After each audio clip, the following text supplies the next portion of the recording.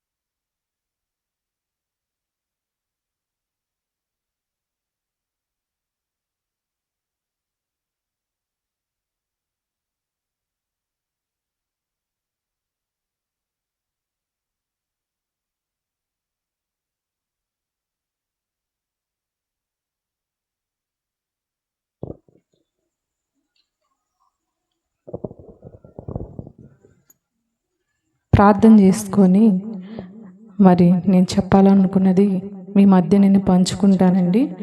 మరి తలలో ఉంచుకున్నట్లయితే ప్రార్థనతో మరి ప్రారంభిద్దాం. మమ్మల్ని మికిలిగా ప్రేమించిన మా కన్న తండ్రి, నాయన ఎందరికో లేని ఈ గొప్ప భాగ్యాన్ని మాకు దయచేసిన విధానానికై మీకు వందనములు నాయన. ఈరోజు చూడక, ఈ నిమిషము చూడక మరణించిన వారు ఎందరో ఉండగా నాయన మమ్మల్ని అందరినీ సజీవు లెక్కలో ఉంచి ఇక్కడ కూడి తండ్రి మిమ్మల్ని ధ్యానించడానికి, మిమ్మల్ని స్తుతించడానికి మాకు ఇచ్చిన అవకాశాన్ని బట్టి మీకు వందనములు నాయనా. ఇదిగోనైనా నేను మీ మాటలు చెప్పుచుండగా నాకును తండ్రి వినుచున్న వారికి తండ్రి మంచి ఆలోచనను దయచేసి తండ్రి వాళ్ళలో ఉన్న అనాలోచనలను తీసివేసుకొని నీ వాక్యములో స్థిరపడే భాగ్యాన్ని దయచేయమని ఈ ప్రార్థనను ప్రభువైన యేసుక్రీస్తు వారి అతి శ్రేష్టమైన ఉన్నతమైన నామం బట్టి అడిగి వేడుకొంచున్నాను మా కన్న తండ్రి, ఆమేన్. ముందుగా నాకు ఈ అవకాశాన్ని ఇచ్చినటువంటి మన కన్న తండ్రి అయిన దేవునికి నా హృదయపూర్వక వందనాలు, స్తుతులు, స్తోత్రములు తెలియజేస్తున్నాను. అలాగే ఇక్కడ కూడి వచ్చిన దైవజనులకును అలాగే మీ అందరికి కూడా నా శుభములు, వందనములు తెలియజేస్తున్నానండి. మరి మా కుటుంబంలో అనేకమైన సంఘటనలు అంటే దేవుడు మా పట్ల చూపించిన ఎన్నో గొప్ప కార్యాలు జరిగించారు. వాటిలో కొన్ని మీ మధ్య అంటే అన్ని చెప్పటానికి వర్ణాతీతమైన సంఘటనలు అన్నమాట. అయితే ముందుగా మనం ఒక వాక్యం చూసుకొని ముందుకు వెళ్దామండి. కీర్తనలు 84వ అధ్యాయం 11వ వచనం చివరి నుంచి నేను చదువుతాను. మీరందరూ బైబిల్ తీసి చూడగలిగినట్లయితే కీర్తనలు 84వ అధ్యాయము 11వ వచనం చివరి భాగం. యథార్థముగా ప్రవర్తించు వారికి ఆయన ఏ మేలును చేయక మానడు. దేవునికి స్తోత్రం. ఒక చిన్న పల్లవి అను ఒక చరణం పాడుకొని నేను చెప్పాలనుకుంటున్నాను. మీ అందరికీ వచ్చి ఆ పాట అందరూ పాడాలని ప్రేమతో కోరుకుంటున్నాను. ప్రేమ యేసయ్య ప్రేమ, ప్రేమ యేసయ్య ప్రేమ, ప్రేమ యేసయ్య ప్రేమ, ప్రేమ యేసయ్య ప్రేమ. మారనిది, మరువనిది, వీడనిది, ఎడమాయినది. మారనిది, మరువనిది, వీడనిది, ఎడమాయినది. ప్రేమ యేసయ్య ప్రేమ, ప్రేమ యేసయ్య ప్రేమ. నేను మరచిన గాని నన్ను మరువనన్న ప్రేమ, నేను విడిచిన గాని నన్ను విడువనన్న ప్రేమ. నేను మరచిన గాని నన్ను మరువనన్న, నేను విడిచిన గాని నన్ను విడువనన్న ప్రేమ. నీ పడిపోతుంటే ఎత్తుకున్న ప్రేమ, తన కృపలో నన్ను దాచుకున్న ప్రేమ, నీ పడిపోతుంటే పట్టుకున్న ప్రేమ, తన కృపలో నన్ను దాచుకున్న ప్రేమ, ప్రేమ యేసయ్య ప్రేమ, ప్రేమ యేసయ్య ప్రేమ. సరేనండి, ముందుగా మా అత్తగారి నుంచి ప్రారంభిస్తాను. మరి మా అత్తగారికి మరి ఇప్పటివరకు ఆరోగ్యపరంగా కానీ దేవుణ్ణి ఎదగటానికి కానీ దేవుడు చాలా కృప చూపించాడు. అలాగే మా మరిది గారు మరి ఆయన పెళ్లి విషయంలో కానీ మరి ఆ పాప జన్మించిందండి మా మరిది గారికి. మరి డెలివరీ సమయంలో చాలా క్రిటికల్ పరిస్థితి అని చెప్పారు డాక్టర్లు గారు. అయినా కానీ దేవుడు కృప చూపించి మరి బాక్స్లో పెట్టడం కానీ లేదంటే ఇంకే ఇతర సమస్యలు లేకుండా పాప కూడా మంచిగా హెల్దీ బేబీ పుట్టిందండి. వాళ్ళ పట్ల చాలా కృప చూపించాడు. మరి మా మరిది గారు కూడా మరి బాప్తీసం తీసుకోవాలని మీ అనుదిన ప్రార్థనలో ప్రార్థన చేయండి. అలాగే మా ఆడపడుచు గారు చైతన్య వాళ్ళ అమ్మాయిని ప్రేమించి ఇచ్చిన హస్బెండ్ని బట్టి మరి నిత్య జాబ్ విషయంలో మరి విజయవాడ నుంచి మచిలీపట్నం మరి వెళ్ళే దారుల్లో ఇప్పుడు మనం ఇక్కడ నుంచి బయలుదేరితే మళ్ళీ తిరిగి ఇంటికి రావటానికి నమ్మకం లేనటువంటి పరిస్థితుల్లో మరి ఆ కుటుంబం పట్ల దేవుడు మంచిగా కాపుదల ఉంచి తన రాకపోకలందు జాబు విషయంలో మరి అలాగే చైతన్యకు కూడా అస్వస్థత వచ్చినప్పుడు స్వస్థపరిచిన విధానాన్ని బట్టి ఇంకా కొంచెం ఉంది అమ్మాయికి సమస్య. మీ అనుదిన ప్రార్థనలో అమ్మాయిని జ్ఞాపకం చేసుకోండి. వాళ్ళ ఫ్యామిలీ గురించి, లియో గురించి, వాళ్ళ విద్యలో చదువు విషయంలో కానీ ప్రతి విషయంలో వాళ్ళకి దేవుని కాపుదల ఉండాలని మీ అనుదిన ప్రార్థనలో ప్రార్థన చేయండి.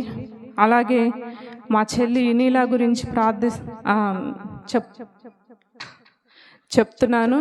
మరి అమ్మాయి మ్యారేజ్ విషయంలో మరి అమ్మాయి పుట్టిన బాబు విషయంలో మరి ఇప్పటి వరకు దేవుడు వాళ్ళ కుటుంబంలో ఏ సమస్యలు లేకుండా అనేకమైన విషయంలో తోడుగా ఉండిన దాన్ని బట్టి దేవునికి నేను కృతజ్ఞతాస్తుతులు చెల్లిస్తున్నాను. అలాగే ఇంకా మా నాన్నగారు మా అమ్మగారి గురించి చెప్పాలంటే తనకి 9 నెలలు ముందు బ్రెయిన్ స్ట్రోక్ వచ్చిందండి మా అమ్మగారికి. కానీ మరణపు పడగల్లో నుంచి ఆయన లేపిన విధానానికై ముందుగా ఆ కన్న తండ్రికి వందనాలు చెల్లిస్తున్నానండి. మరి ఆర్థికంగా కూడా మరి అమ్మగారి పరిస్థితి బాగాలేదు కనుక ఇబ్బంది పడుతున్నారు. మీ అనుదిన ప్రార్థనలో వాళ్ళని కూడా జ్ఞాపకం చేసుకోండి. ఇంకా నా విషయానికి, నా ఫ్యామిలీ విషయానికి వస్తే ప్రతి విషయంలో ఏదో ఒక సమస్య అనేది వస్తూ ఉన్నది. అయినా కానీ దేవుడు మమ్మల్ని ఆయన కార్యాలలో నిలబెట్టుకోవటానికి అంటే వాక్యం విషయంలో కానీ, ఆరాధన నడిపించే క్రమంలో కానీ, మీటింగ్స్ చేసే విధానంలో కానీ మమ్మల్ని నిలబెట్టుకుంటూ ఇప్పుడు నన్ను చూస్తే నేను హెల్దీగా ఉన్నానని మీరు అందరూ అనుకుంటారు. కానీ నా పట్ల, నా కుటుంబం పట్ల ఈ మధ్యనే చాలా గొప్ప కార్యం దేవుడు చేశాడు. ఏంటంటే నా బాబు అండి గోడ మీద నుంచి పడిపోతే స్మాల్ ప్యాచర్, చిన్న ప్యాచర్తో ఇదయింది. 2 రోజుల్లోనే అది కొంచెం సెట్ అయింది. ఇంకా ఉంది. అది కాక మొన్న మీటింగ్స్కి ముందు స్కూటీ మీద నుంచి పడినప్పుడు ఆ స్కూటీ అంతా దెబ్బ తగిలింది. ఎదర డోమ్ మొత్తం బయలింది. నేనైతే తండ్రి మరి ఆ విధంగా బండి ఉంటే పిల్లోడికి ఏ విధంగా దెబ్బలు తగిలినాయి అని చాలా భయపడ్డా. కానీ నాకు ఒక వాక్యం గుర్తొచ్చిందండి. ఒకసారి మనం అందరం కూడా తీసి చదవగలిగినట్లయితే కీర్తనలు 91:9 నుంచి చూడగలిగినట్లయితే, ప్రతి ఒక్కరూ బైబిల్ తీసి చూడగలిగినట్లయితే, యెహోవా నీవే నా ఆశ్రయమని, నీవు మహోన్నతుడైన దేవుని నీకు నివాస స్థలముగా చేసుకుని ఉన్నావు. నీకు అపాయం ఏమీ రాదు, ఏ తెగులును నీ గుడారమును సమీపించదు. నీ మార్గం అన్నిటిల్లో నిన్ను కాపాడుటకు ఆయన నిన్ను గూర్చి తన దూతలకు ఆజ్ఞాపించును. వారు ఏం చేస్తారంట? ఇప్పుడు దేవుడు తన దూతలకు ఆజ్ఞాపించినప్పుడు దూతలు ఏం చేస్తాయంట? వారు నిన్ను తమ చేతుల మీద ఎత్తి పట్టుకొందురు. అట్టే విధంగా మరి చెర్రీ విషయంలో ఒక్క చిన్న దెబ్బ కూడా తగలలేదండి. మరి ఆ మీటింగ్లో అయినా తెల్లారి నా విషయానికి వస్తే మెయిన్ వైరు కరెంట్ షాక్ కొట్టింది. ఎవరో తోసి పక్కన పడేసినట్టే. సామాన్యంగా వైరు పట్టుకుంటే వదలదంట. మరి దేవుడు నా పట్ల చాలా కృప చూపించాడు. ఇది ఇలా ఉండంగా నాకు పొలమారి హార్ట్లో కొంచెం పెయిన్ వచ్చిందని వెళ్తే డాక్టర్లు ఏమన్నారంటే, మా గుండెకి ఒక పక్కన బ్లడ్ ఫ్లోటింగ్ అనేది తక్కువగా వెళ్తుంది, ఒక వేవ్ అనేది చిన్నగా మడతపడుతుంది. దేవుడు వాళ్ళు ఏమన్నారంటే, ఏ ఆపరేషన్లు ఏ స్టంట్లు ఏమీ అవసరం లేదు, మందులకి నయమైద్దని వాళ్ళు సెలవిచ్చారు. మరి అది దేవుని గొప్ప కార్యం కాదంటారా? మరి ఇన్ని జరుగుతున్నా మరి ఆయనకి కృతజ్ఞతాస్తుతులు చెల్లించుకోవాలి. మన కుటుంబంలో ఇన్ని అవకతవకలు జరుగుతూ ఉన్నాయి. మనం ముందుగా దేవునికి కృతజ్ఞతాస్తుతులు చెల్లించుకోవాలని ఒక ప్రార్థనను పెట్టుకోవడం జరిగింది. మరి నా భర్త గారి విషయానికి వస్తే, ఆయన వైద్యం అంటే వృత్తి పట్ల కానీ ఆయన ఆరోగ్యం పట్ల కానీ దేవుడు చాలా కృప చూపించారండి. మొన్న మధ్య చాలా బలహీనత పడ్డారు, కానీ ఇప్పుడు కొంచెం బెటర్. అంటే మా విషయంలో ఎంతగా కాపుదల ఉంచాడో మీకు ఒక్కొక్క విషయం చెప్తుంటే ఇలా చెప్పుకుంటా పోతే చాలా దాని సమయం చాలదు. కానీ నేను కొన్ని విషయాలే చెప్తున్నాను. ఇది కూడా నేను ఎందుకు పంచుకోవాలి అని అనుకుంటున్నానంటే, కొంతమంది ఏమనుకుంటున్నారంటే, దేవునిలోకి వచ్చాక శ్రమలే వస్తాయి. మనకు తెలిసింది ఏంటంటే, దేవునిలోకి వచ్చినాక శ్రమలు వస్తాయి అని మనకు తెలుసు. కానీ కొంతమంది ఇంకా అజ్ఞానంగా ఉన్న వాళ్ళు ఏమనుకుంటున్నారంటే, వీళ్ళు సరిగ్గా ప్రార్థన చేయట్లేదేమో, వీళ్ళు సరిగ్గా దేవునిలో లేరేమో, అందుకే వీళ్ళకి శ్రమలు వస్తున్నాయి, ఒకదాని తర్వాత ఒకటి వస్తున్నాయి, మీ గురించి మేం చేస్తాము, అప్పుడు రకరకాలుగా మాటలు. కానీ మేమేమనుకున్నామంటే, తండ్రి మమ్మల్ని నిలబెట్టుకున్నావు నీ సన్నిధానంలో, నీ వాక్యాన్ని బోధించడానికి.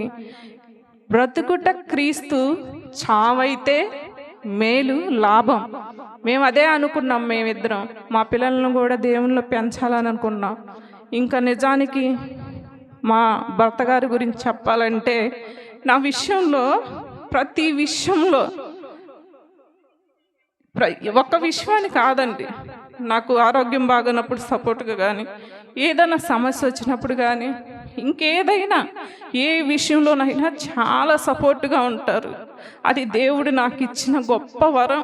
కొంతమందిని చూస్తూ ఉంటే చాలా భయం వేస్తుంది. తాగుతూ తిరుగుడు, ఈ వయసులో ఉన్నవాళ్ళు భార్యను లెక్క చేయకుండా ఎంతో అనారోగ్యంగా ఉంటే వదిలేసే వాళ్ళని కూడా చూసాం. కానీ నా భర్త అలా కాదండి. నన్ను చాలా జాగ్రత్తగా ఒక పసిపిల్లను చూసినట్టు, నా ఇద్దరు పిల్లలతో కలిపి నన్ను కూడా ఒక చంటి పాపను చూసినట్టు చూస్తారు.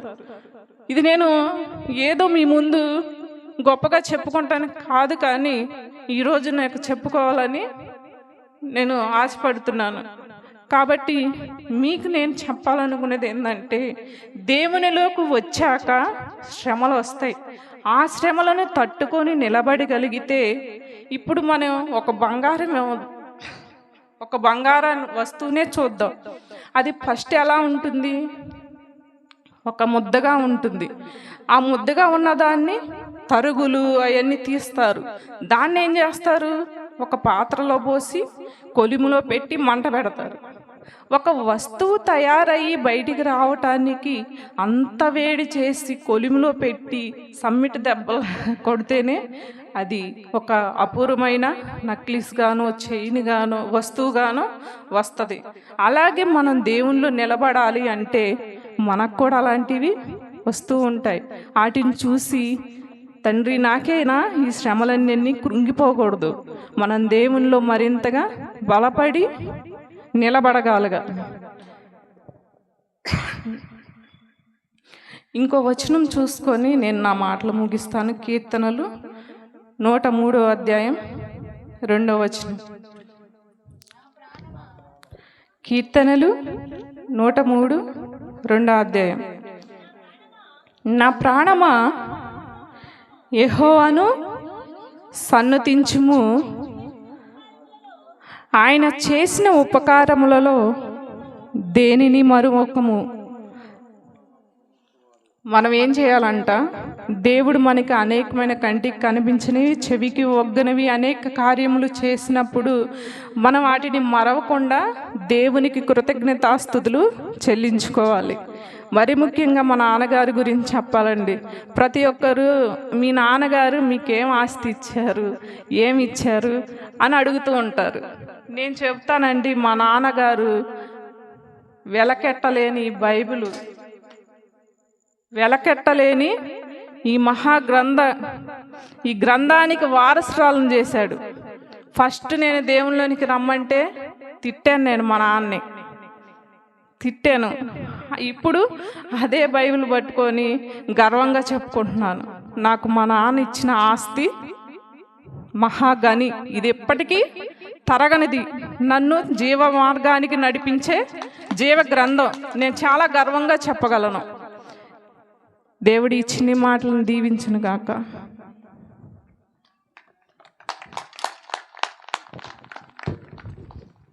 పాట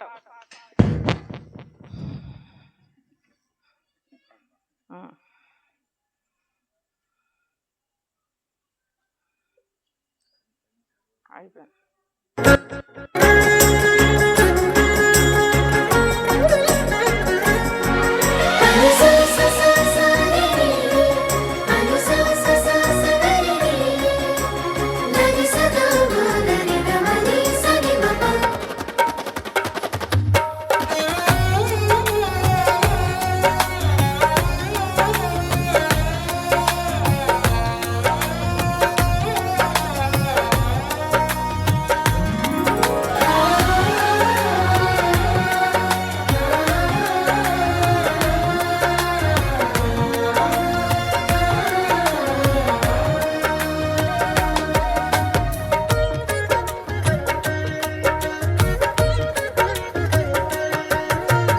అడిగే వాటి కంటే ఊహించే వాటి కంటే, అడిగే వాటి కంటే ఊహించే వాటి కంటే అధికముగా చేయగలవు యేసయ్యా. నన్ను నడిపే సారథివి నీవేనయ్యా, అధికముగా చేయగలవు యేసయ్యా. నన్ను నడిపే సారథివి నీవేనయ్యా. అడిగే వాటి కంటే ఊహించే వాటి కంటే, అడిగే వాటి కంటే.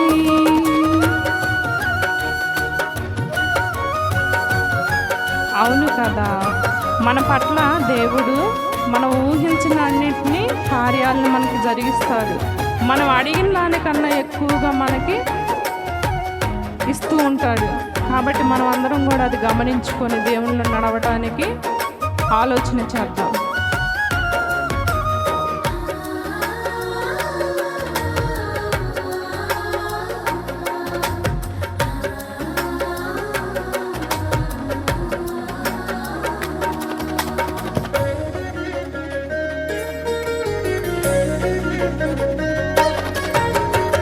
చేసి ఉన్న ప్రార్థన నేను మరచిపోయినా, నువ్వు మరచిపోవుగా నా మంచి నాయనా.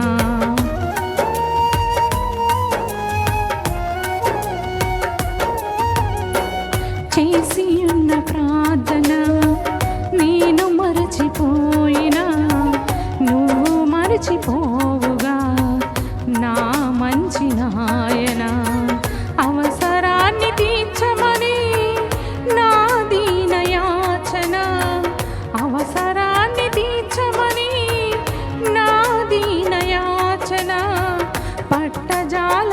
పోతినిగా నీవిచ్చిన దీవెన పట్టజాల పోతినిగా నీవిచ్చిన దీవెన అధికముగా చేయగలవు యేసయ్యా నన్ను నడిపే సారథివి నీవేనయ్యా అధికముగా చేయగలవు యేసయ్యా నన్ను నడిపే సారథివి నీవేనయ్యా అడిగే వాటి కంటే ఊహించే వాటి కంటే అడిగే వాటి కంటే అవును కదా మనం ప్రార్థన చేసింది కూడా మర్చిపోతూ ఉంటాం కానీ దేవుడు ప్రతి ఒక్కటి జ్ఞాపకం ఉంచుకొని మనకి ఏ టయానికి ఏది అవసరమో ఆయన దయచేస్తూ ఉంటాడు కాబట్టి మనందరం గమనిద్దాం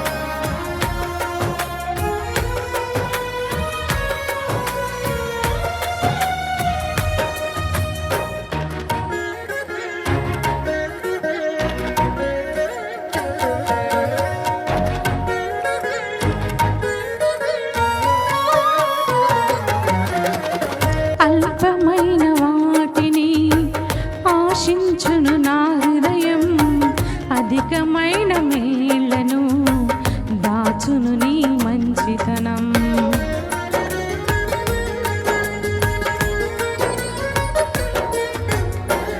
అల్పమైన వాటిని ఆశించును నా హృదయం అధికమైన మేళ్లను దాచును నీ మంచితనం ఏది నిన్ను కోరాలో ఎరుగదు నా వెర్రితనం ఏది నిన్ను కోరాలో ఎరుగదు నా వెర్రితనం ఏది నాకు కావాలో ఎంచు ఇచ్చు నీ జ్ఞానం ఏది నాకు కావాలో ఎంచు ఇచ్చు నీ జ్ఞానం అధికముగా చేయగలవు యేసయ్యా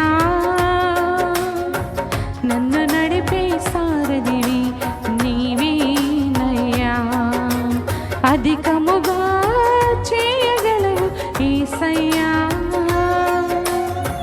నన్ను నడిపే సారథివి నీవేనయ్యా అడిగే వాటి కంటే ఊహించే వాటి కంటే అడిగే వాటి కంటే ఊహించే వాటి కంటే అధికముగా చేయగలవు యేసయ్యా నన్ను నడిపే సారథివి నీవేనయ్యా అధికముగా చేయగలవు యేసయ్యా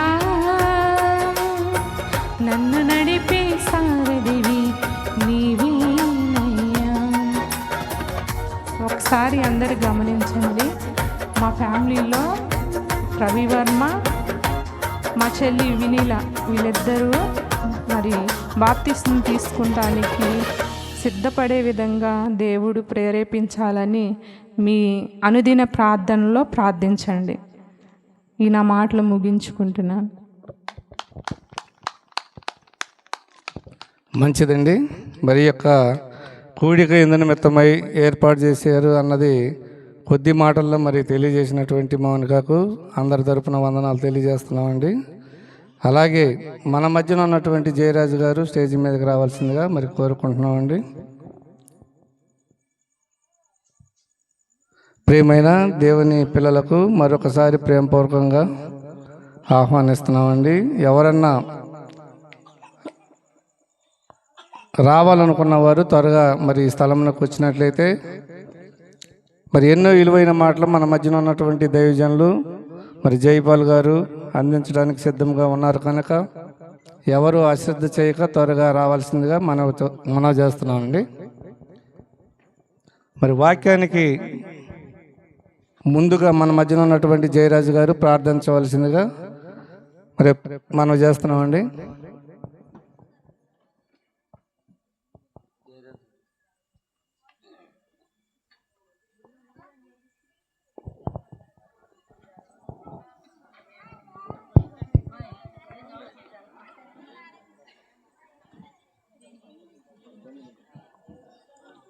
ఎవరు అరవద్దండి, మౌనంగా ఉండాలి.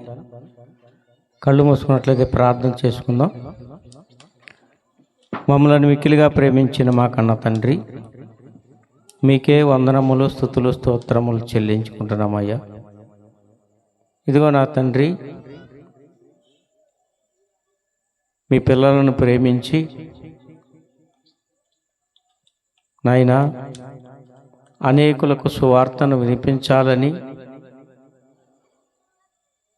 విసుగు కొనక నా తండ్రి వారి మనస్సులలో నైనా ఆసక్తిని కలుగు చేసి ప్రేరేపించి నైనా మీ వాక్యాన్ని వినిపించుటకు నిలవబడిన నా తండ్రి, మరి సమయేలు గారి కుటుంబం, మరి ప్రవీణ్ గారోళ్ళు నాయనా మీ వాక్యాన్ని వినిపించి కొద్దిమందినైనా మీ తట్టు త్రిప్పుటకు వారికిచ్చిన ఆలోచనను బట్టి వందనములు చెల్లించుకుంటున్నాము తండ్రి. నాయనా మీరు మమ్మలను కాపాడుచు ఆయుష్ను, ఆరోగ్యాన్ని ప్రసాదింపచేస్తూ తండ్రి ముదిమి వచ్చే వరకు ఎత్తుకుని ముద్దాడుతానన్న మీరు నాయనా మాట తప్పక నా తండ్రి మమ్మలను ప్రతి క్షణము కాపాడుతూనే ఉన్నారు తండ్రి. ఇశ్రాయేలుని కాపాడువాడు కునకడు నిద్రపోడని మీ మాట సెలవిచ్చిన ప్రకారంగా నా తండ్రి శరీర బలహీనతలైనను, ఆర్థిక పరిస్థితులైనను, ఏ విధమైన సమస్యలు మాకు వచ్చినని తండ్రి ఇదిగో నాయనా మమ్మల్ని కాపాడుచు మీ పనిలో నడిపించున్నందుకు నా తండ్రి ఈ గొప్ప భాగ్యాన్ని ఈ కుటుంబాలకు దయచేసినందుకు మీకు వందనములు చెల్లించుకుంటున్నామయ్యా. మా అందరికీ వాక్యాన్ని వినిపించుటకు మరి దైవజనులు మరి జైపాల్ గారు మన మధ్యలో ఉన్నారు.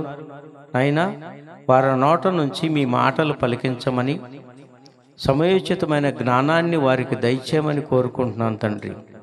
నాయనా వినుచున్న మాకు మీ వాక్యం పట్ల ఆసక్తిని కలిగించి మీ అందు భయముతోనూ భక్తితోనూ మేము వాక్యాన్ని శ్రద్ధగా విని మా హృదయంలో భద్రపరుచుకొని మా హృదయంలో భద్రపరుచుకున్న వాక్యాన్ని సాతాను ఎత్తుకొని పోకుండా నా తండ్రి మీరే మాకు తోడుగుండి మమ్మల్ని నడిపించమని, మా జీవితకాలం అంతయు నా తండ్రి మిమ్మల్ని ధ్యానించుకునే భాగ్యాన్ని మాకు దయచేయమని నాయనా మా బ్రతుకు దినములన్నీ కృపాక్షేమములుగా నింపమని కోరుకుంటూ యేసుక్రీస్తు వారి పుణ్యనామమున ఈ ప్రార్థన అడిగి సమర్పించుకుంటున్నాం తండ్రి. ఆమేన్. చెల్లి మౌనిక కొన్ని మంచి మాటలు తెలియచేశారు. కుటుంబంలో తన పిల్లల పట్ల, అలాగే తన భర్త పట్ల, తన అత్తగారి పట్ల ఎన్ని విధాలుగా దేవుడు కాపాడుతూ ఆరోగ్యాన్నిస్తూ భద్రపరుస్తూ వచ్చాడో మంచి మాటలు తెలియచేశారు. ఈ మధ్యకాలంలో అసలు కృతజ్ఞత కూడికలు అనేవి కరువైపోయాయి. వాస్తవంగా అంటేనండి అసలు నెలకొకసారి జరిగితే బాగుంటుందేమో అనుకుంటున్నాను ప్రతి కుటుంబంలో. ఎందుకు అనంటే కృతజ్ఞత అనేది చాలా ప్రాముఖ్యమైనది. దేవుని ఎడల మనం కృతజ్ఞత చూపటం, అంతేకాదు ఆ కృతజ్ఞత కూడికలో చాలామందికి దేవుని వాక్యాన్ని మనం వినిపించవచ్చు. అదొక అదృష్టం. మరి డాక్టర్ ప్రవీణ్ గారు తన కుటుంబం పట్ల దేవుడు చేసినటువంటి ఉపకారాన్ని బట్టి, మేలులను బట్టి ఈ కృతజ్ఞత కూడికను ఏర్పాటు చేసి మరి ప్రేమతో నన్ను ఆహ్వానించారు. కుటుంబానికి అలాగే సంఘానికి మీ అందరికీ ప్రత్యేకంగా నా హృదయపూర్వకంగా వందనాలు తెలియజేస్తున్నాను. ప్రియులరా, మరి దేవుని వాక్యంలోకి మనమంతా వెళ్ళిపోదాం. ఎందుకంటే సమయం 10 గంటలు అవుతుంది. చూడండి, 103వ కీర్తనలు 103వ అధ్యాయం మొదటి వచనాన్ని చదువుకుందాం అండి. 103వ కీర్తన మొదటి వచనం. నా ప్రాణమా యెహోవాను సన్నుతించుము, నా అంతరంగమునున్న సమస్తమా ఆయన పరిశుద్ధ నామమును సన్నుతించుము. నా ప్రాణమా యెహోవాను సన్నుతించుము, ఆయన చేసిన ఉపకారములలో దేనిని మరువకము. చూశారండి, దావీదు గారు రాసినటువంటి కీర్తన ఇది. కీర్తన అంటే అర్థం ఏంటంటే పాటలు అని అర్థం. కీర్తన అంటే ఏంటండి? పాటలు. అంటే ఎలాంటి పాటలు రాసుకున్నాడు చూసారా దావీదు?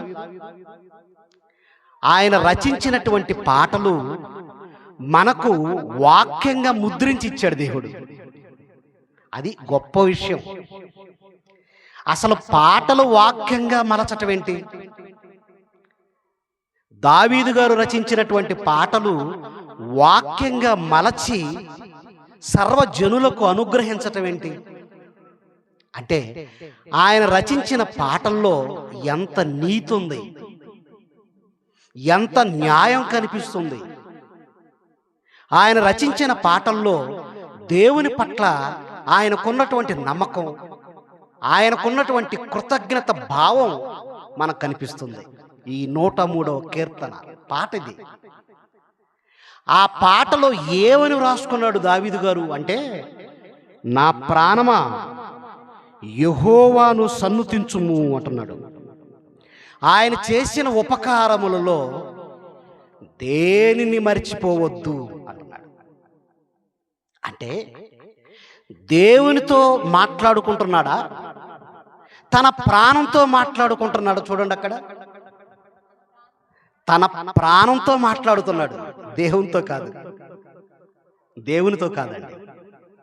నా ప్రాణమా అంటున్నాడు. చూడండి, నా ప్రాణమా, నా దేవా కాదు. నా దేవా అంటే దేవునితో మాట్లాడుతున్నాడు. నా ప్రాణమా అంటున్నాడు అంటే తన ప్రాణంతో మాట్లాడుకుంటున్నాడు దావీదు. అరణ్యంలో గొర్రెలు కాస్తూ దేవుడు జ్ఞాపకానికి రాగానే, దేవుని ఉపకారాలు జ్ఞాపకానికి రాగానే తన ప్రాణంతో చెప్పుకుంటున్నాడు, నా ప్రాణమా యెహోవాను సన్నుతించుము, సన్నుతించుము అంటున్నాడు. మరిచిపోవద్దు, ఆయన చేసిన ఉపకారాలలో దేనిని మరువద్దు అని తన ప్రాణంతో చెప్పుకుంటున్నాడు.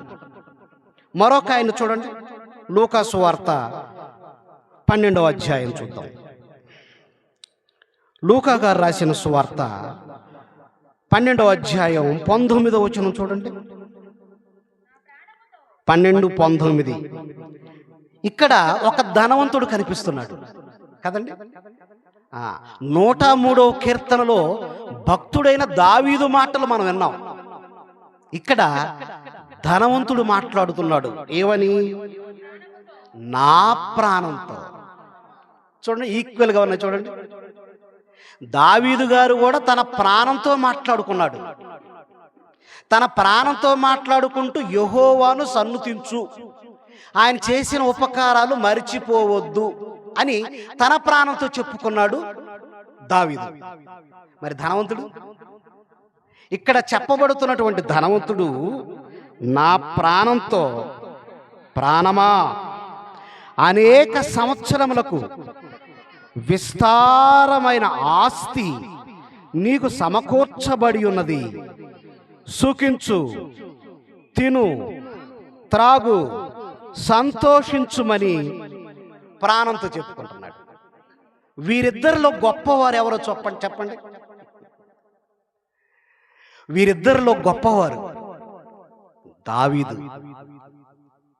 ధనవంతుడు తన ప్రాణంతో, ఇదిగో విస్తారమైన ఆస్తి నీకు సమకూర్చబడింది, తరతరాలకు తరగని ఆస్తి సమకూర్చబడింది, నా ప్రాణమా తిను, తర్వాత త్రాగు, ఆ తర్వాత సంతోషించు అంటే ఎంజాయ్ చేయి, సుఖించు అంటున్నాడు. ఈ సుఖభోగాలు ఎంతకాలం ఉంటాయండి? ఈ సుఖభోగాలు అనేవి కొంతకాలం మాత్రమే ఉంటాయి, శాశ్వతంగా ఉండవు. ఒక ఆయనేమో తన ప్రాణంతో యెహోవాను సన్నుతించు అన్నాడు, మరొక ఆయనేమో తన ప్రాణంతో సుఖించు అంటున్నాడు. అంటే దీన్ని బట్టి మనం ఏమి నేర్చుకోవాలి? మన ప్రాణంతో సుఖించాలా, సన్నుతించాలా? సన్నుతించాలి, దేవుణ్ణి స్తుతించాలి. తన ప్రాణంతో చెప్పుకుంటున్నాడు, నా ప్రాణమా యెహోవాను సన్నుతించు. ఆయన చేసిన ఉపకారములలో దేనిని మరువకము అన్నాడు. ఇక్కడ మనకు ఒక ప్రశ్న రావాలండి. ఏంటి ఆ ప్రశ్న అంటే, దేవుడు దావీదు గారికి మాత్రమే ఉపకారం చేశాడా?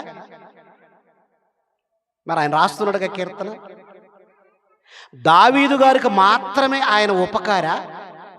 కాదు. దేవుడు ఎవరికో కొందరికి మాత్రమే ఆయన ఉపకారి కాడు. 145వ కీర్తన చూద్దామండి. కీర్తనలు 145వ అధ్యాయం 9వ వచనాన్ని చదువుదామండి ప్రియులరా. యెహోవా అందరికీ ఉపకారి. చూసారా ఎంత బాగుందో? యెహోవా అందరికీ ఉపకారి, ఆయన కనికరములు ఆయన సమస్త కార్యముల మీద ఉన్నవి అన్నాడు. చూడండి, ఇక్కడేమంటున్నాడు? యెహోవా అందరికీ ఉపకారి. అందరికీ అంటే చర్చికి వచ్చేవారికైనా, చర్చికి రాని వారికైనా, దేవుణ్ణి నమ్మిన వారికైనా, దేవుణ్ణి నమ్మని వారికైనా. అంతేకాదండి, అంతేకాదు, నాస్తిక హేతువాదులకు కూడా. ఏంటి వీళ్ళ ఉద్దేశాలు ఏంటి? ఈ నాస్తికులు హేతువాదుల ఉద్దేశాలు, వారి భావం ఏంటి అంటే, దేవుడు అనేవాడు లేడు, దేవుని వల్ల మనమేం బ్రతకటం లేదు. ఇదిగో మన శ్రమశక్తి వల్ల మనం బ్రతుకుతున్నాం, మన కండబలం వల్ల మనం బ్రతుకుతున్నాం, మనకున్న భూమిని పండించి మనం బ్రతుకుతున్నాం. మనం దేవుని వల్ల ఏం బ్రతకటం లేదు. అసలు దేవుడు అనేవాడే లేడు అంటున్నారు. ఒక ఆమె ఉందండి, ఆమె పేరు రంగనాయకమ్మ. సంస్కృతంలో మంచి పండితురాలు. ఆమె ఏముంటుందో తెలుసా? అసలు దేవుడు అనే పదమే అబద్ధం అన్నది. మీడియా వాళ్ళు ఇంటర్వ్యూ తీసుకుంటున్నారు ఆమె దగ్గర. దేవుని గురించి మీ అభిప్రాయాలు ఏంటో చెప్పండి, మీ అనుభవపూర్వకంగా చెప్పండి అంటే 70 ఏళ్ల ముసలాం అంటుంది, వృద్ధురాలు అంటే రేపో మాపో కాటికి చేరి ఆమె అంటుంది, అసలు దేవుడే అబద్ధం, నిజం కాదు అంటుంది. చూశారండి సమాజాన్ని వారు ఎటువైపు తీసుకుపోతున్నారో చూడండి. ఒకనాటి మన పితరులు వారంతా పండితులు, తెలివి కలిగిన వారు, జ్ఞానం కలిగిన వారు, మేధావులు. దేవుడు ఉన్నాడని ఆయన అందరికీ ఉపకారి అంటున్నారు వాళ్ళు. ఇంకొక విషయం చెప్పమంటారండి, క్యారెక్టర్లో కూడా నెంబర్ 1 క్యారెక్టర్ కలిగిన వాడు దావీదు. ఏది సామాన్యమైన క్యారెక్టర్ కాదు, సామాన్యమైన భక్తి కాదు, భక్తి భావాలలో ఆకాశమంత ఎత్తు ఎదిగినటువంటి దావీదు అంటున్నాడు ఉన్నాడు ఆయన అందరికీ ఉపకారి. ఎస్, నాస్తికులకు, ఏమండి, హేతువాదులకు, మతోన్మాదులకు, దేవుణ్ణి నమ్మని వారికి, నమ్మిన వారికి, అన్యజనాంగానికి అందరికీ ఆయన ఉపకారి. అందరికీ ఆయన ఉపకారి. మనం ఏమనుకుంటాం చెప్పండి? ఉపకారములు అనగానే మనం ఏమనుకుంటాం? మీకు తెలిసినవి చెప్పండి. ఉపకారములు అనగానే మనం ఏమనుకుంటామంటే, ఏమండి, ఒక మంచి సంబంధం కుదిరి మంచి ఆరోగ్యకరమైన పిల్లలు పుట్టారు అనుకోండి, ఉపకారంతో పోలుస్తాం. ఒక మంచి ఉద్యోగం వచ్చిందనుకోండి, ఉపకారంతో పోలుస్తాం. ఒక మంచి ఇల్లు కట్టామనుకోండి, ఉపకారంతో పోలుస్తాం. అంతే కదండి? రైట్. కొంచెం మీరు ఇక్కడ ఆగండి. దేవుణ్ణి నమ్మని వారు కూడా మనకంటే 7 అంతస్తులు మేడ కట్టారు. మరి దాన్నే ఉందాం. మనం చిన్న ఒక ఇల్లు వేసుకొని ఉపకారంతో పోల్చి మాట్లాడుకుంటున్నాం. ఇవి ఉపకారాలని. ఇల్లును చూపించి ఉపకారం అంటున్నావు, ఉద్యోగాన్ని చూపించి ఉపకారం అంటున్నావు, పిల్లలను చూపించి ఉపకారం అనుకుంటున్నావు. మరి నమ్మని వాడు చాలా కట్టాడు. ఒక చిన్న ఎగ్జాంపుల్ చెప్తాను. అంబానీ 27 అంతస్తులు కట్టాడు. యేసుప్రభు నమ్మాడండి? అంబానీ నమ్మలేదు. మరి మనకంటే బెటర్గా ఉన్నాడుగా. ముంబైలో 27 అంతస్తులతో కట్టాడు. 27 అంతస్తులతో కట్టిన ఆ ఇంటి ఖరీదు 15,000 కోట్లు. ఎన్ని కోట్లు? అబ్బో, 15 కోట్లు కాదు, 15,000 కోట్లు ఆ ఇల్లు ఖరీదు. ఇకపోతే ఆయన భార్య ఉంది, నీతా అంబానీ, ఆడి కారు కొందండి. ప్రపంచంలో 11 కార్లు మాత్రమే ఉన్నాయి ఖరీదైనవి, 11 కార్లు. ఆ 11 కార్లలో కొనుగోలు చేసింది నీతాని అంబానీ. 100 కోట్లు. చదువుతుంటే మైండ్ పోద్దండి. ఏంటి 100 కోట్లతో కారా అని. మనకేం సైకిల్ కూడా లేదు కదండి, సైకిల్ కూడా లేదు.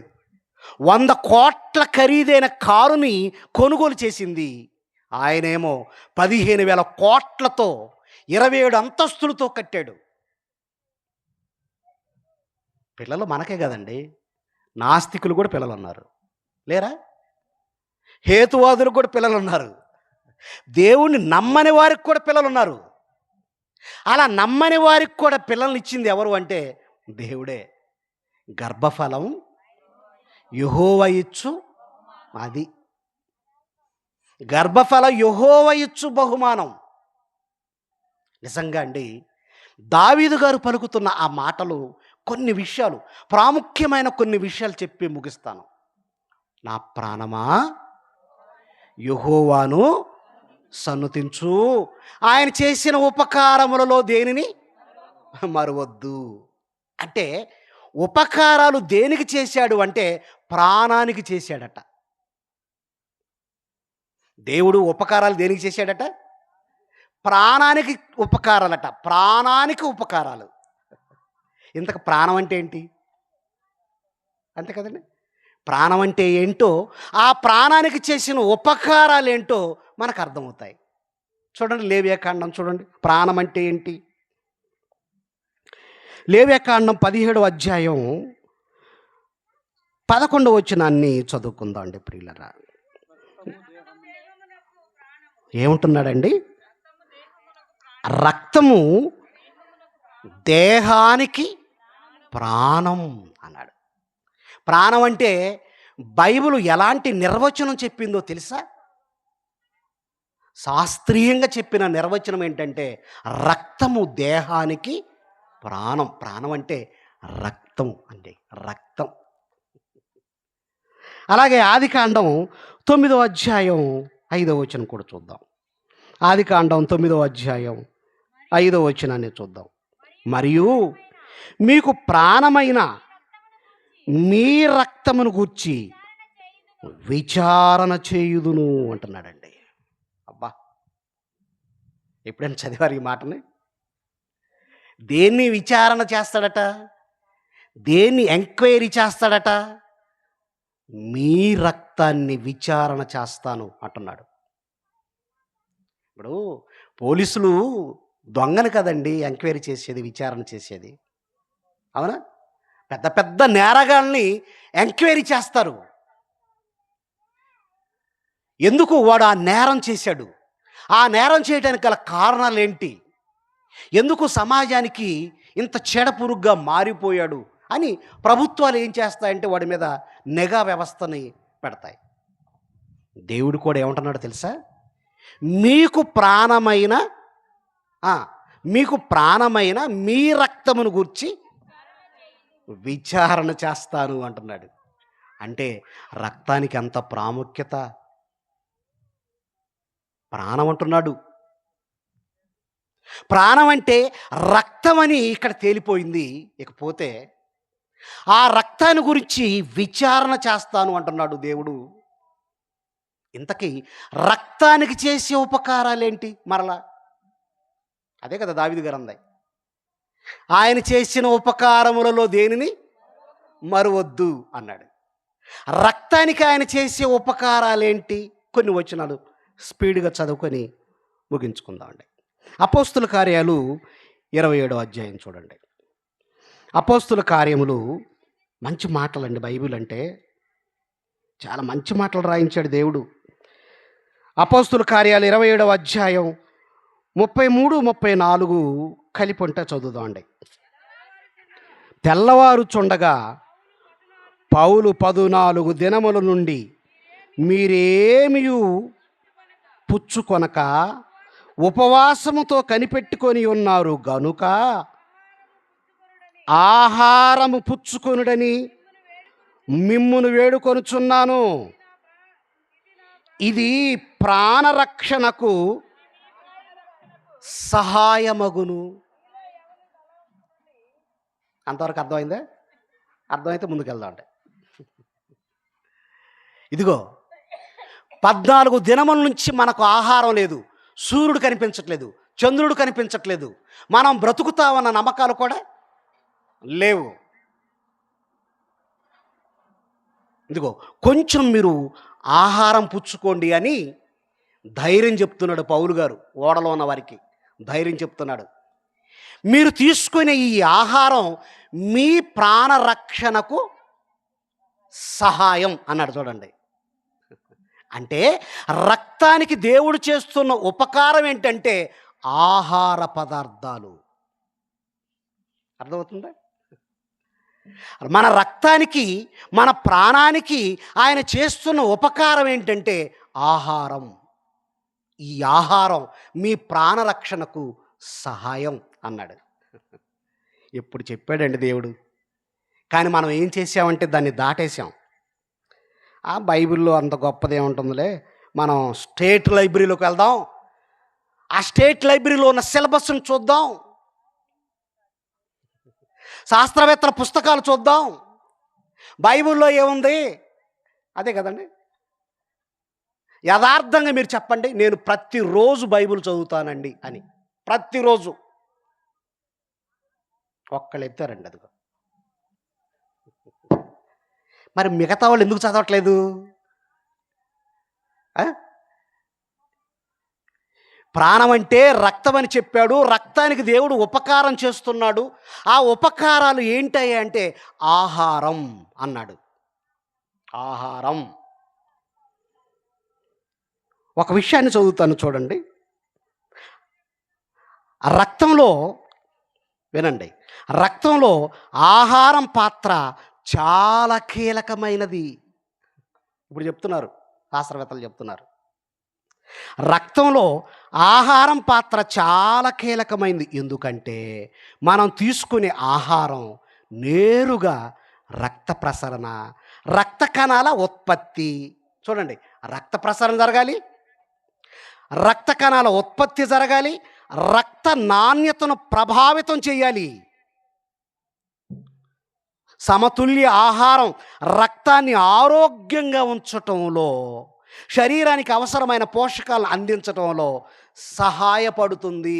ఇది ప్రాముఖ్యమైన పాత్ర పోషిస్తుంది అని ఆహారం గురించి చెప్పారు. చూశారండి? చక్కగా రక్త ప్రసరణ జరగాలి, రక్తం ఉత్పత్తి అవ్వాలి. రక్త ప్రసరణ ఆగిపోయింది అనుకోండి, ప్రాణం పోతుంది. ఏం పోతుంది? ప్రాణం పోతుంది. అంటే ఆత్మని, శరీరాన్ని నిలబెట్టేది రక్తం. అర్థమవుతుందా? మనలో ఉన్నటువంటి ఆత్మను ఇదిగో ఈ మట్టి శరీరాన్ని కలిపి నిలబెట్టేదే రక్తం. ఆ రక్తం చాలా అవసరం అండి. ఏమండి, కొంచెం మీరు తొందరగా ముందుగా తీసుకొచ్చినట్లయితే బాగుండేదేనండి. యాక్సిడెంట్ జరిగిన తర్వాత ఏమంటారండి డాక్టర్లు? ఇంకొంచెం ముందుగా ఆ పేషెంట్ని తీసుకొస్తే బాగుండేదండి. చాలా రక్తం పోయిందండి అంటారు. చాలా రక్తం పోయిందండి, మేము ఇప్పుడు ఏమీ చెయ్యలేమండి అంటారు. చూశారండి, ప్రాణాన్ని నిలబెడుతుంది రక్తం. ఆ రక్తానికి చేసిన ఉపకారం ఏంటంటే ఆహారం, మీ ప్రాణరక్షణకు సహాయం. ఇంకా కొన్ని మంచి మాటలు చూద్దాం. చూడండి, కొన్ని మంచి మాటలు చూద్దాం. ద్వితీయోపదేశకాండం 11వ అధ్యాయం. ద్వితీయోపదేశకాండం ప్రియులరా 11వ అధ్యాయం చూడండి. 11వ అధ్యాయం 13 నుంచి 15 వరకు చదువుకుందామండి. ద్వితీయోపదేశకాండం 11వ అధ్యాయం 13వ వచనం. కాబట్టి మీ పూర్ణ హృదయముతోనూ మీ పూర్ణాత్మతోనూ మీ దేవుడైన యెహోవాను ప్రేమించి ఆయనను సేవింపవలెనని నేడు నేను మీకు ఆజ్ఞలను మీరు జాగ్రత్తగా వినిన ఎడల నేడు నేను మీకిచ్చు ఆజ్ఞలను మీరు జాగ్రత్తగా వినిన ఎడల మీ దేశమునకు వర్షం అనగా తొలకరి వానను కడవరి వానను దాని కాలమున. అబ్బా, ఏం చెప్పాడండి దేవుడు! ఆయన మీరు పూర్ణ హృదయంతో మీ పూర్ణాత్మతో ఆయన ప్రేమించి సేవిస్తే ఇదిగో సకాలానికి కాలక్రమంగా తప్పనిసరిగా క్రమబద్ధంగా ఋతుపవనాలు వస్తాయి. తొలకరి వాన పడుతుంది, కడవరి వాన పడుతుంది అన్నాడండి. ఎంత మంచి మాటలు చెప్పాడు దేవుడు! తొలకరి వర్షం, కడవరి వర్షాన్ని భూమి మీద కురిపిస్తుంది దేవుడే. కురిపించిన వర్షాన్ని మున్సిపాలిటీ వాళ్ళు ఏం చేస్తారంటే మన ఇంటికి పంపిస్తారనమాట, అంతే. అర్థమవుతుందా? పైపు లైన్ వేసి ఆ నీళ్ళను భద్రంగా ఏం చేస్తారంటే మన ఇంటికి పంపిస్తారు. మన ఇంటికి పంపించిన తర్వాత ఏమంటారు? నీటి ఎద్దడి ఎక్కువగా ఉంది, నీటిని పొదుపు చేయండి, నీటిని పొదుపు చేయండి. కర్నూలు పరిసర ప్రాంతాల్లోనండి నేను చూశాను, ఒక వీడియో చూశాను. మంచం మీద ఒక పిల్లోని కూర్చోబెట్టి 2 డబ్బాలు నీళ్ళు పోసింది వాడి మీద. పోసి మంచం కింద మరలా బేషన్ పెట్టింది. అంటే పడుతున్నటువంటి ఆ నీళ్లు ఈ మంచంలో నుంచి ఏం చేస్తాయంటే బేషన్లో దిగుతాయి. ఆ బేషన్లోకి వచ్చే నీళ్ళను మరలా ఏం చేస్తే బట్టలు దిగుతుంది. అంటే ఈ 2 డబ్బాల నీళ్ళు పిల్లోడికి పోసి మరలా కింద పాత్ర పెట్టి ఆ పాత్రలోకి వచ్చిన నీళ్ళని బట్టలు దిగుతుంది. ఎంత పొదుపు చేస్తున్నారో చూసారా? ఒక్కొక్క అమ్మను చూడాలి, 40 బకెట్లు 50 బకెట్లు చిన్న కండవ కోసం. అర్థం కావట్లేదు మనకి. ఈ నీరు ఎంత విలువైందో అర్థం కావట్లేదు. తగు మాత్రం వాడుకోవాలి. ఏమండి, గతంలో పిల్లనివ్వాలంటే ఏం చేసేవాళ్ళు తెలుసా? అమ్మాయిని చూడటానికి అబ్బాయి వస్తాడు. ఆ అబ్బాయికి ఏం చేసేవాళ్ళంటే ఒక జగ్గు నీళ్ళు ఇచ్చేవాళ్ళు, అరే కాళ్ళు కడుక్కోరా అని. ఆడు కుమ్మరించుకున్నాడు అనుకోండి, వీడు దుబారా మనిషి అంటారు. ఆడు జాగ్రత్తగా కడుక్కున్నాడు అనుకోండి, వీడు పొదుపు చేసేవాడు రా అంటారు, పిల్లనివ్వచ్చురా అంటారు. మరికొంతమంది ఎలా ఉన్నారో తెలుసా? ఎవరో వడ్లు తీసుకొచ్చి బయటేసి మెట్టు కట్టి 60-70 బస్తాలు మెట్లు కట్టి, అర్థమైందా? పిల్లని చూడటానికి వస్తారు కదా, అప్పుడు ఈ బస్తాలను చూపిస్తారు. ముందు పిల్లనగా చూపించేది, ముందు వడ్లు బస్తాలు చూపిస్తారు. ఇవన్నీ కాదండి. పిల్లడు భక్తిలో ఉన్నాడా లేడా, దేవుని ఎరిగాడా లేడా? ఇందాక చెల్లి మౌనిక చెప్పింది.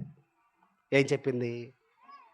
తన బిడ్డల్ని ఎలా చూసుకుంటాడో ఆ బిడ్డల్లో నన్ను కూడా ఒక బిడ్డగా చూసుకుంటాడు నా భర్త అని. ఎస్, కారణం ఏంటయ్యా అని అంటే ఆయనలో దైవ భయం, దేవుని వాక్యం ఉంది. ఒక చిన్న పిల్లోళ్ళలాగా పనిచేస్తాడండి. పరివిలో మీటింగ్ పెట్టాం, స్టేజ్ వేశాడండి, తీశాడు కూడా. ఒక చిన్నపిల్లలాగా నేను ఒక డాక్టర్నే అన్న ఆలోచన అన్న విధి లేదు. ఇది దేవుని పని అనుకున్నాడు అంతే. మంచితనం ఉంది, ఎవరైనా పేద సేవకులకు సహాయపడే గుణం ఉంది. ఇవన్నీ, ఈ లక్షణాలన్నీ రావటానికి కారణం ఏంటంటే మన హృదయంలోకి వాక్యం ఉంటే ఈ మంచి లక్షణాలన్నీ ఉంటాయండి మనలో. అందుకే భార్యలరా, మీరు ఒక పని చేయాలి. మీ భర్త మిమ్మల్ని ఎక్కువగా ప్రేమించాలి అంటే, మీ భర్త బ్రహ్మాండంగా మిమ్మల్ని చూసుకోవాలంటే ముందు అతని సంఘానికి నడిపించండి. చేతులు ఎత్తి దండం పెడతా మీకు. ముందు సంఘానికి నడిపించండి. ఒక పట్టు చీర కావాలి అంటే ఏమండి అసలు ఎంత నటన.